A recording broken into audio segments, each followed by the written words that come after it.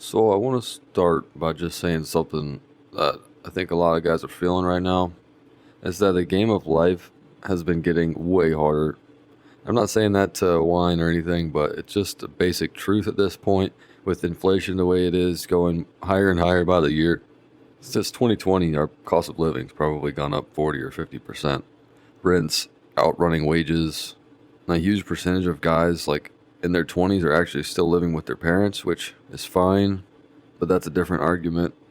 Whether that's morally right or whether you feel like you're a loser, that's really up to you. But I think I moved out at about 22, but that age and on average is going higher and higher over time. I mean, guys are having kids later, guys are moving out of their parents' houses later, while at the same time making less money. But those two things might actually be related. And there's surveys showing that young Americans, young men, are more pessimistic about the job market than any other first world country is about their own job market. The AI certainly doesn't help that argument. And then there's another brutal stat going around that almost all of the new jobs created recently went to fields that aren't where most young are headed anyway. Like a lot of the old doors guys used to walk through, they're just gone now. So personally, I feel like we're playing a game that got rigged even harder right as it was our turn to start playing the game. You know, I was born. I just started a couple years too late. I couldn't buy a house in 2020, but we're not going to sit here and make excuses. I'm just saying that I'm a blue collar worker. I'm an electrician. It shouldn't feel so expensive to buy a house or get a loan on a house or pay rent. This feels crazy expensive. And if I feel that way about my job, because I feel like my job is a pretty good paying job for what it is. And a lot of guys do not have that. A lot of guys are making less than I am, and I can only imagine what it feels like. But no matter where you're at, there's only two different things that you can do with that. And a lot of the guys are just picking the option of opting out. They're not even playing the game anymore. They're just not even trying to get jobs. They're trying to do different things. Still living with their parents. And it's a big trap, I think. The whole thinking that the game is rigged, while it might be, I think that statement and thinking that is a cop out, which leads to the second option, which since the game got harder, we just have to train harder. That's it. Just because the game is rigged doesn't mean it's unwinnable. It just means that the easy version that they had before us is gone. It means we don't really get to coast in a 40-hour job anymore. And I don't think that that's on purpose. I just think that that's the way our economy and everything, the way our country works. I think that's how we've got to this point. And I think it's another cop out to think that there's a single one entity controlling everything. And really, it's an extremely complex system that nobody truly understands. But back to my other point, the thing that nobody really realizes is that when you have a bunch of people that are quitting, it's actually an opening for you. When the game gets harder, it sorts people out. Most people, hearing the game gets harder, they just quit, or they try to start cheating, or they withdraw. All that means is the field just gets emptier for the guy who decides to stay on it and actually train. And a hard game with most of your competition just walking off the field is not the worst thing that could ever happen to you.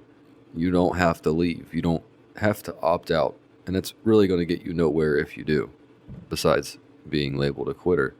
And this isn't new either. This is one of the oldest things that there is. Every hard season in history, the same fork showed up. The game got harder, and some men used that as a reason to stop. And some men used that as a reason to get even more serious. It's the whole premise that our country is founded on. It was a rigged board when we declared independence, and we just rewrote the rules and we kept playing. But if those founding fathers had just decided that they weren't going to play the game and they weren't going to fight, then we wouldn't be here today. So the lesson from that is that the conditions don't decide what kind of man you become. It's what you did with the conditions decides that. And that's part of the game that the crowd gets backwards. They think just because the conditions are bad that the outcome's decided. It's not. And it's like that's something we like to say on the job as an electrician, that you make your own conditions. So we need to know what to actually do, because just saying train harder is useless if I don't tell you what the training actually is. And it's three things. And these are the three things that compound when everybody else is checking out. First, you have to get skilled at something that the new economy actually wants. If the doors move, you have to find where the new doors are and learn to walk through those. You have to fix problems that other people have. Fix problems that you have that you can then market to other people who also have the same problem. And this is how I started the business that I'm currently running, the website that I'm currently running. And in 4 months, I'm making about $1,000 a month off of that website. A lot of that is going back into it, but I'm not here to talk about that. It's just a lesson that I learned from starting that. And along with that first point is you need to find something that you're really passionate about, something that you do for free anyway in your free time. And everybody has something. That's the easiest way to find out what you're meant for, is to figure out what you do in your free time for free, that you do without getting paid for, and something you really that you enjoy doing. And that's what you need to pick up and find issues with, find problems with that thing that you can solve for yourself. And now that we have AI, it's infinitely easier to brainstorm ideas, or even to brainstorm ideas on how to fix the problems that you're having, and then how to code a program to fix that problem. And I'm not saying that quit your day job and just work solely on trying to start a website. No, you're going to need to just hustle through your job, and for probably way longer than you want to, way longer than you have been already.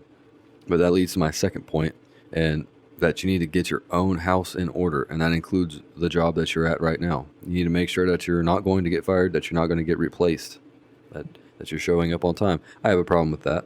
Personally, I'm not perfect, but showing up every day and being on time. If you can cover those two, you're covering most of the reason people get fired anyway. And getting your house in order also includes not doing drugs. If you vape a lot and you spend $50 a week on vapes, then maybe think about quitting. I did it. I know it's not easy, and some people just don't want to quit in general, but I would recommend that you look into it. Maybe think about quitting other things like weed if you smoke weed. Anything in your life that you think might benefit you from quitting, that also is enveloped by the get your own house in order. Because in a game that's essentially rigged, you can't be your own problem. You can't be contributing to the resistance on yourself. You need to allow yourself to grow, and that's stuff that you can control. So you need to get your own house in order and fix the things that you can control. So as far as tangibly, what you can do is just cut one thing and build one thing, and work on whatever you're passionate about. Build a skill in that passion. And you don't even have to start building, but just tune your mind towards finding something. Tune your mind towards fixing that.